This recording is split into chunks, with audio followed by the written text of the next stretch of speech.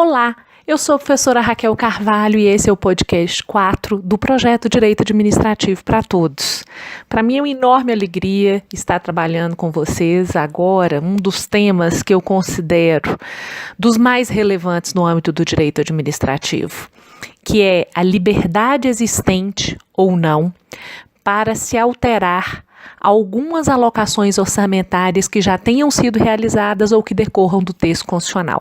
E não há nenhuma dúvida que volta e meia esse tema surge com controvérsia muito acentuada na realidade da administração pública brasileira, como acabou de acontecer em razão do contingenciamento de verbas das universidades federais. Todos nós acabamos nos últimos dias entrando em contato com a notícia de que, originariamente, 3 universidades públicas teriam parte dos seus orçamentos reduzidos de uma forma bastante significativa e, no momento seguinte, veio a notícia de que esse corte se estenderia para toda e qualquer universidade pública. Esse tipo de realidade nos coloca em frente a alguns problemas que, no Brasil, nós enfrentamos e não superamos há bastante tempo. E o primeiro deles, a meu ver, se trata da definição da obrigatoriedade ou não, da liberdade ou não que existe no planejamento orçamentário, na fixação de obrigações nas leis orçamentárias e no cumprimento obrigatório ou que se entenda discricionário em relação a essas obrigações. A gente tem que pensar que o orçamento ele é uma lei que planeja receitas e prevê determinadas despesas. E essa lei, no sentido formal, é uma lei que vem do parlamento, se discute se também seria uma lei material, ou seja, uma lei com obrigatoriedade, coercitividade e que trouxesse uma força vinculante para a nossa realidade. No Brasil, a gente trabalha comumente com a ideia de orçamento que é meramente autorizativo, ou seja, o que está previsto lá no orçamento não necessariamente obrigaria quem, na ponta, realiza a atividade administrativa quanto ao seu cumprimento. Uma das coisas que eu faço questão de diferenciar quando trato desse assunto é que é preciso discutir 2 momentos diferentes do orçamento. O primeiro momento é quando você elabora o orçamento. E aí é muito importante que se defina o que deve e o que não deve constar obrigatoriamente nesse orçamento. Há algo que necessariamente deve constar de um orçamento público? E um segundo momento é, em constando do orçamento após a aprovação pelo Congresso Nacional, pela Assembleia, pela Câmara de Vereadores, pelo Parlamento, enfim, o que está previsto na lei orçamentária e nos documentos legislativos, como o Plano Plurianual, LDO, isso, de fato, vincula o administrador público? Ou é possível a alteração sem qualquer parâmetro restritivo mínimo em relação a quem faz esse tipo de alteração? Quanto à primeira pergunta, que é, o que de fato é preciso que conste do orçamento? Existem matérias que necessariamente devem constar no orçamento? No Brasil, a gente tem um entendimento originário que dá uma liberdade muito grande em relação à elaboração da lei orçamentária, na medida em que se entende que isso é uma atividade política e que politicamente estaria quem tem a competência para fazer a previsão de despesas como atribuições que depois vão ser cumpridas, mas a previsão dessas despesas abstratamente na lei é quem tem esse poder democraticamente transferido por meio do voto, por meio do processo de atuação das diversas instituições, de fazer essa previsão e essa escolha. O entendimento que é, sem dúvida, ainda prevalecente hoje, é no sentido de que escolher prioridade para estar dentro do orçamento, ou seja, fazer programa de governo, fazer planejamento, é uma decisão política. E se é política, ela é livre politicamente. As escolhas, elas são dos governantes e daqueles que exercem a atividade legislativa. A gente não pode esquecer que a lei orçamentária, normalmente, ela é feita a partir de uma consolidação que ocorre dentro do Executivo, das informações que são fornecidas por diversos órgãos e entidades administrativas, e dentro do Poder Executivo, aquele que é o gestor máximo consolida essas demandas, manda o projeto para o Poder Legislativo, que o aprova, manda de volta para o Poder Executivo, e uma vez aprovado e ratificada a aprovação, nós temos uma lei em vigor, e aí começa a se discutir a propósito da necessidade do seu cumprimento ou não. Mas do ponto de vista das escolhas, a gente percebe que é uma estrutura complexa, porque é uma estrutura que parte de órgãos e entidades administrativas diversas em determinados níveis federativos, passa pelo gestor máximo. Então, por exemplo, o executivo e administração direta passa pelo governante máximo, aquele que exerce a atividade de governo e é a autoridade hierárquica máxima da administração pública, que é o presidente da República, o governador do estado, o prefeito municipal. E aí vai para o legislativo. E no legislativo podem ser feitas emendas. E depois de feitas essas emendas e votado esse orçamento, ele volta para ser realizado, aplicado dentro da estrutura da administração pública. Então, é um procedimento complexo. Parece assim, o orçamento é uma lei que escolhe as prioridades que devem ou não ser realizadas a posteriori no exercício da competência administrativa. É um pouco mais complexo do que isso. E perguntando-se no momento em que se fazem as escolhas do que integrará o orçamento ou não, seja no projeto originário consolidado do chefe do executivo, seja dentro do legislativo, através de emendas, e aí podem ser emendas colegiadas, emendas individuais, de fato, nesse momento eu não vou entrar nessa discussão, a gente precisa entender que todas essas competências, elas estão submetidas ao texto constitucional. O fato de isso implicar discricionariedade política não significa que se faz o que quer, do jeito que quer, da forma que quer.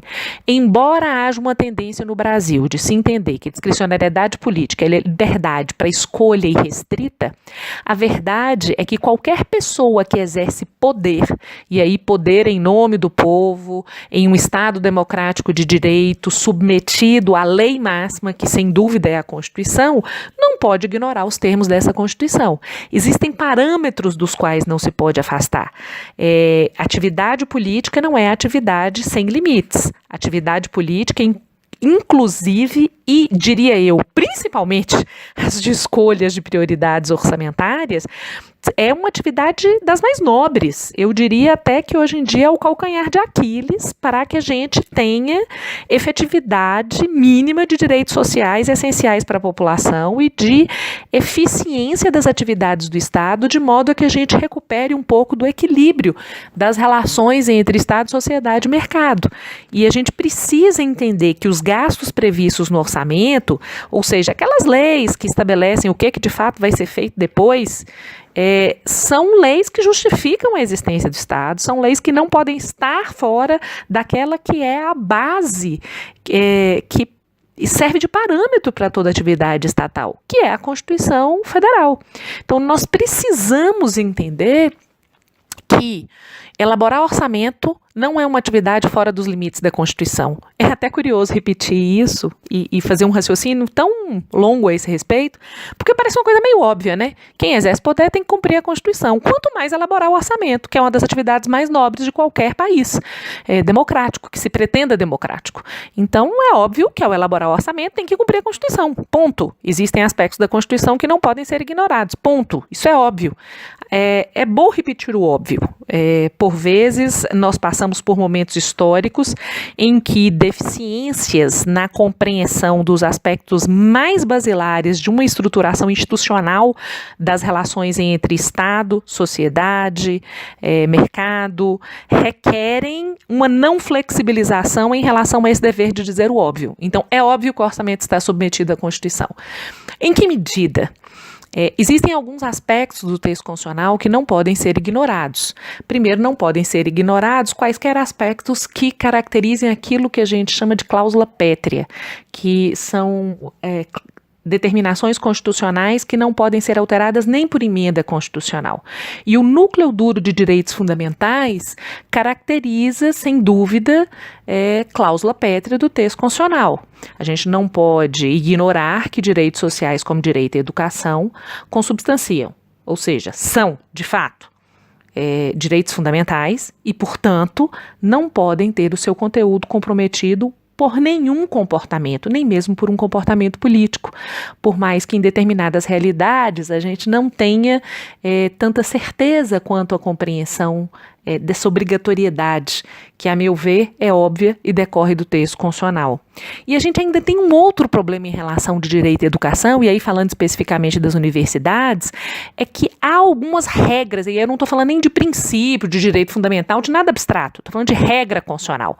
Regra é uma determinação específica de conduta, não fala onde você tem que chegar, fala o que tem que ser feito. Existe uma regra na Constituição, que é o artigo 207 da Constituição da República, que fala da autonomia das universidades.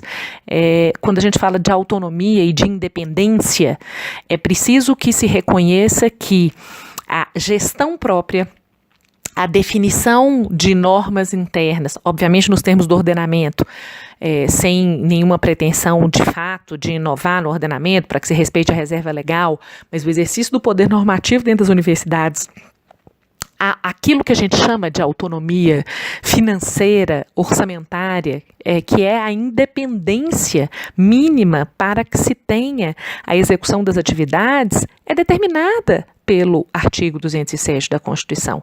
E nós temos na realidade administrativa brasileira uma dificuldade muito grande de reconhecer a independência. É curioso, se a gente analisa historicamente, quando a gente conhece um pouco de como o Estado brasileiro se organizou, é muito curioso que, originariamente, a estruturação do Estado era toda dentro dos próprios entes federativos. Então, a gente tinha dentro da União uma série de órgãos, com hierarquia, poder de mando, de revisão, de correção dos comportamentos, presumido de um órgão superior, por exemplo, a Presidência da República, em relação aos inferiores, por exemplo, os ministérios. E se verificou que essa estruturação que implica hierarquia dos órgãos superiores da administração em face dos inferiores, que são interiores à administração, é uma estrutura muito pesada. E é uma estrutura que, em determinadas circunstâncias, não respeita a independência que se mostra necessária em razão de uma determinada matéria, que tem características próprias, base material própria, que justifica que exista uma personificação independente do ente federativo para tratar daquela matéria. E aí se criou no Brasil um número significativo de entidade com personalidade jurídica própria. E aí vem Banco Central, Comissão de Valores Mobiliários, entidades como o CAD, tivemos nas décadas de 50, 60, 70, criação de várias estatais, empresas públicas e sociedades de economia mista, todas com personalidade jurídica própria. Então a gente tem desde os Correios até o Banco do Brasil, as entidades que são responsáveis pelo saneamento. Em Minas Gerais, por exemplo, a gente tem a Copasa, existem entidades como a Eletronorte, Coelba.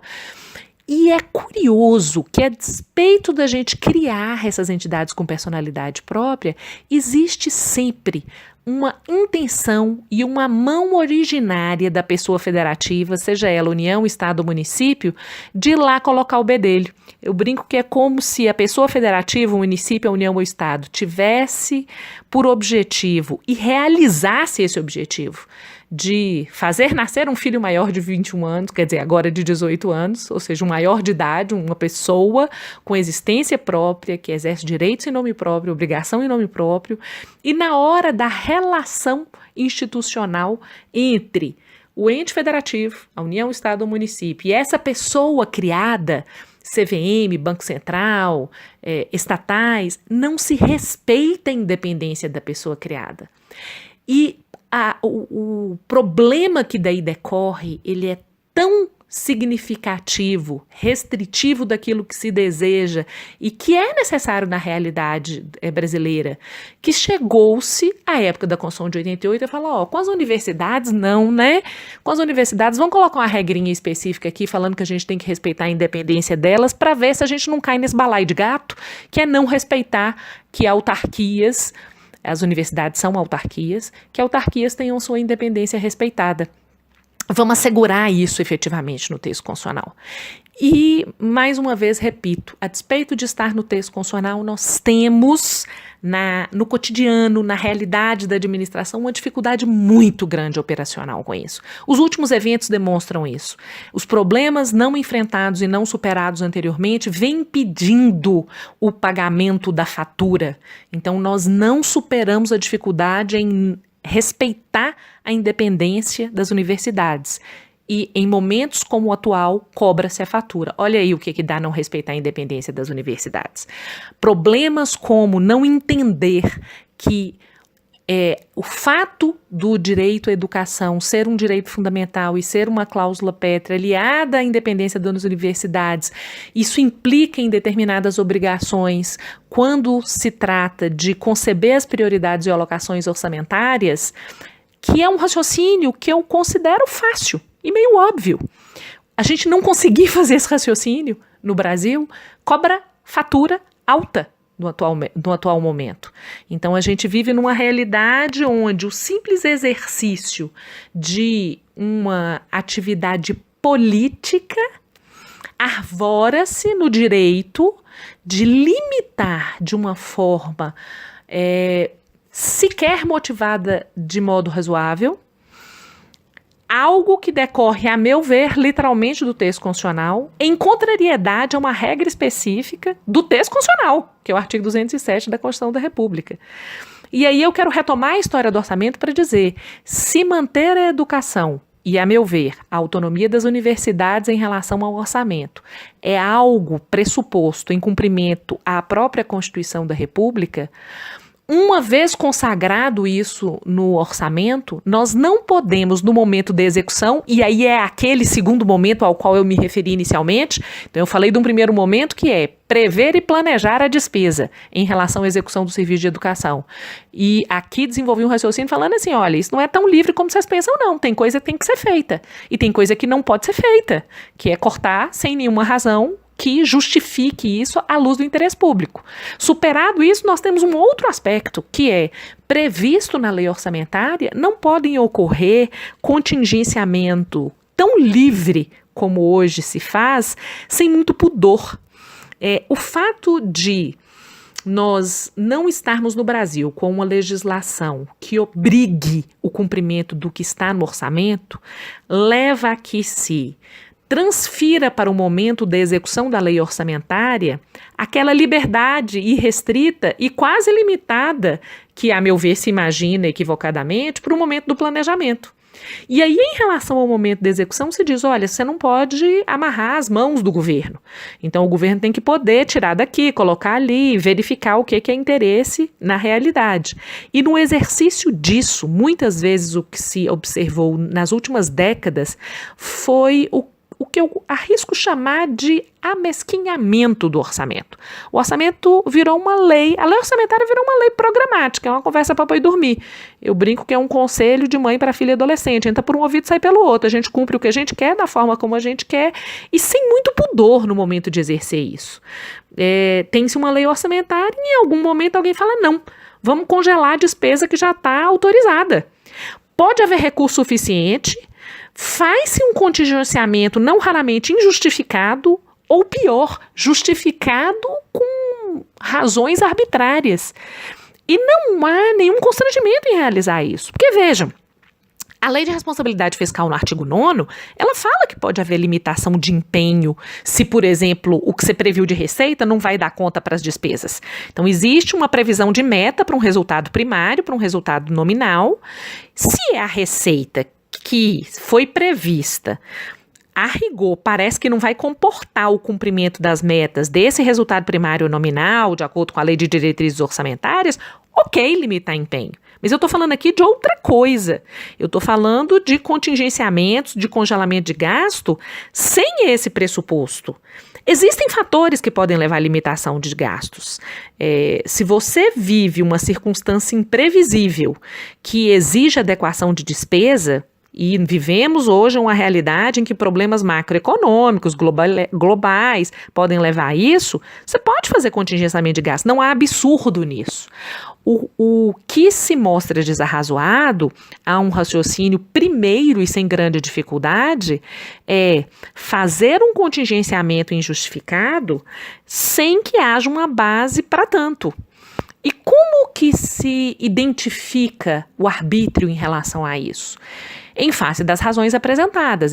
Quando eu falo que eu vou cortar orçamento de universidade por causa de eventos em que pessoas estariam nuas, peladas, e não há nenhuma base fática que assim o justifique, você tem, primeiro, uma motivação de um ato administrativo discricionário inverídica. E qualquer comportamento público precisa de um lastro fático, verdadeiro, que o justifique.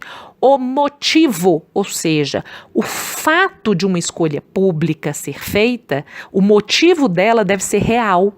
O motivo dela não pode ser falacioso. Qualquer comportamento público, seja ele um ato concreto, seja uma política pública, seja qualquer escolha administrativa ou governamental, ela precisa se assentar numa circunstância fática verdadeira. Então, se apresenta uma circunstância fática que não tem nenhum tipo de evidência de ocorrência, então eu tenho um motivo inverídico. E motivo inverídico para qualquer comportamento público é nulidade absoluta pela teoria das nulidades dos comportamentos estatais, atos administrativos, atos normativos da administração, quaisquer que sejam eles. E além disso, se eu exerço uma competência que eu tenho, porque é óbvio que o governo tem competência para contingenciar gastos no nosso ordenamento atual. Eu, inclusive, defendo uma posição evolutiva no tocante à obrigatoriedade de cumprir o orçamento, à margem do ordenamento atualmente vigente, que a gente chama de de lege ferenda, ou seja, o ordenamento hoje não fala isso. A gente defende que haja uma mudança nesse sentido. Hoje ainda não existe. Então, hoje é possível mesmo que haja um contingenciamento e a liberdade discricionária de quem executa, ela é grande. Ela é grande, mas ela não é irrestrita. Ela é grande, mas ela não está fora da Constituição. Ela é grande, mas ela não está fora das exigências mínimas do exercício das competências dos gestores e dos administradores. E nessas competências mínimas, eu destaco tanto a veracidade do motivo, ou seja, do fato que deveria embasar a escolha pública, como o chamado desvio de finalidade. E aí eu achei muito interessante porque, diante da notícia, eu peguei o celular para fazer uma publicação e quando eu abri uma rede social, estava lá uma publicação de um professor que eu admiro muito, que é o professor Paulo Modesto da Bahia, e ele tinha falado exatamente do desvio de finalidade quando se exerce uma competência que se tem, qual seja, fazer o contingenciamento orçamentário, para atingir uma finalidade que não é uma finalidade admitida pelo ordenamento. Então, eu não posso usar a competência do contingenciamento para atingir uma finalidade que é teoricamente punir, quer dizer, é praticamente punir, porque na realidade o que se está é punindo mesmo, então na prática é punir entidades universitárias que só estão exercendo as suas atividades com autonomia e com independência. Com esse contingenciamento feito com um propósito punitivo. Eu posso contingenciar gasto orçamentário para punir entidades universitárias que apenas exercem a independência que a Constituição lhe assegura no exercício de um dever fundamental, porque além de direito fundamental, a gente está falando de um dever fundamental do Estado, que é o dever de prestar o ensino superior, o serviço público de ensino superior. A meu ver, é óbvio que não. Você pode exercer a competência de contingenciamento Para quê?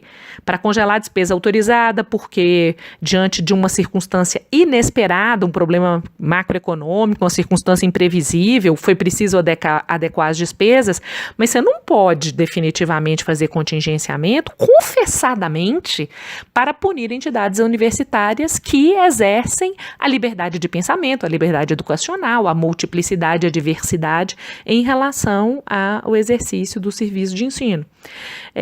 Nesse caso, a gente tem um problema grave, que é desvio de finalidade em ato político governamental do Estado, uma realidade comum no Brasil, raramente enfrentada e, curiosamente, nessa circunstância, com a maior dificuldade superada, porque a maior dificuldade de fazer algum tipo de repressão ao desvio de finalidade é provar que ele ocorreu. Nesse caso, a meu ver, a evidência é clara na medida em que foi afirmada pelas autoridades públicas, com recuo superveniente no discurso, mas a afirmação inicial caracteriza, a meu ver, no contexto, um indício claro de evidência suficiente. Ela é o indício inicial que, no contexto, se transforma numa evidência probatória suficiente para que se tenha a deterioração do comprometimento com a finalidade de interesse público primário indiscutivelmente provada. E aí nós temos uma outra circunstância que a gente tem que encarar com seriedade o dever de motivação das escolhas públicas, principalmente as escolhas políticas. E é muito importante que, diante da motivação, a gente faça o controle da causa. O professor Celso Antônio tem um raciocínio muito didático, como a maioria dos pressupostos do direito administrativo que ele apresenta, e útil o raciocínio, que é preciso que haja uma relação de proporcionalidade entre motivo, finalidade e objeto da atuação administrativa. Então, eu preciso que haja um fato real que seja suficiente para embasar a escolha do Estado e que conduza à finalidade que o ordenamento admite como passível de concretização. Eu não posso utilizar um motivo falso para fazer a escolha de um comportamento que se afasta da finalidade que o ordenamento como um todo, a partir da Constituição, permite que se persiga. Eu não posso falar que, para reprimir a universidade, que teria realizado atos em que teriam sido realizados atos indevidos, em relação aos quais não há prova de ocorrência, face a algo que é o contingenciamento de gastos. Então, vejam, a gente se encontra na realidade administrativa brasileira cotidianamente com atos que apresentam, de certo modo, uma discussão ampliada, inclusive do ponto de vista social, às vezes até eu considero superficial, mas que quando a gente utiliza conhecimento técnico, a gente percebe muito claramente que se trata de uma cobrança de fatura de problemas anteriores que não foram enfrentados. Isso em relação ao direito à educação é algo bastante muito claro. Isso em relação à recalcitrância dos governos em dar efetividade aos direitos fundamentais como o direito à educação é algo muito claro. Os problemas que nós temos na compreensão da impositividade constitucional no momento do planejamento orçamentário é algo antigo, que se tenta discutir no âmbito do direito público e que constitucionalistas e administrativistas não têm tido grande sucesso. A gente tem algumas decisões que mostram um mínimo de início de reação em relação a isso. Tem uma decisão, por exemplo, do ministro Luiz Fux, numa ação direta de inconstitucionalidade, em que ele fala que as normas orçamentárias devem ostentar uma força vinculante mínima. E aí ele está falando só de execução. Em algumas circunstâncias, o Supremo já afirmou princípios fundamentais e regras que estabelecem obrigatoriedade de comportamento podem definir prioridades orçamentárias. A gente já tem algumas decisões do Supremo em que o Supremo foi adiante em relação à própria moralidade vinculativa em relação a uma determinação orçamentária e a fixação da impositividade mesmo, no momento do planejamento do orçamento, que em alguma circunstância vai ter que acabar atingindo a questão da execução a posteriori. Nós vivemos durante muito tempo um mundo em que se afirmava que o judiciário não poderia controlar qualquer planejamento e cumprimento orçamentário, e em algumas circunstâncias começou a se afirmar, olha, não é bem assim não. Primeiro, a administração tem que provar que não pode haver a previsão de recursos em favor do cumprimento de determinadas obrigações, o ônus é dela, a natureza autorizativa do orçamento não é circunstância suficiente por si só para transformar o orçamento numa peça ignorável do ponto de vista do cumprimento que aquilo previsto no texto constitucional como obrigatório deve de fato realizar. Então a gente começa a caminhar um pouquinho em relação a isso.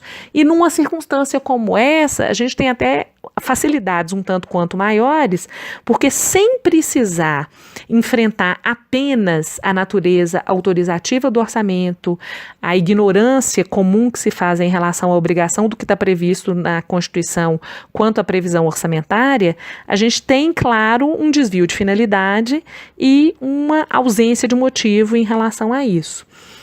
A meu ver, a motivação superveniente que faz o corte em relação a todas as universidades, ela é só extensão de algo que originariamente já nasceu comprometido pela legalidade administrativa, e aí eu me recordo muito da advertência do professor Celso Antônio, foi um dos primeiros que tratou desse assunto no direito administrativo, e no Brasil foi o primeiro, em que ele fala, olha, a motivação superveniente, ela normalmente é feita de um modo a se arquitetar e construir algo para esconder, muitas vezes, vícios originários da manifestação de vontade. É por isso que a motivação tem que ser anterior ou prévia ao ato.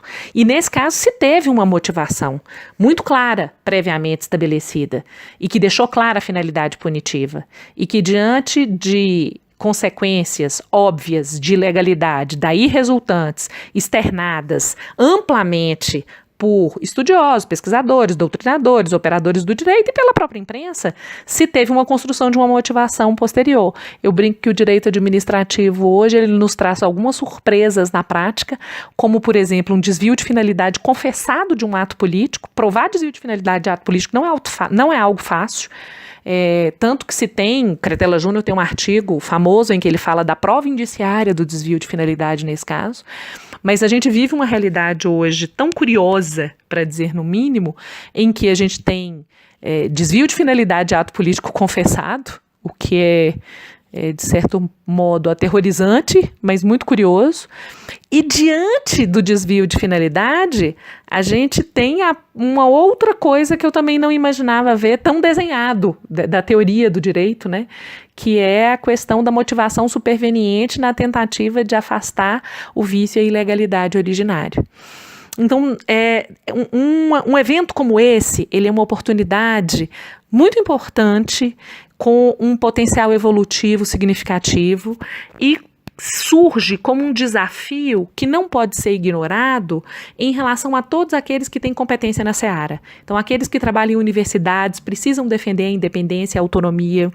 Quem estuda direito administrativo precisa deixar claro que desvio de finalidade de ato político não é passível de ser ignorado, que falta de motivo ou motivo inverídico, ou seja, fato mentiroso na base de um ato, não é algo que pode ser tolerável e que existe um rechaçamento do direito em relação a esse tipo de comportamento.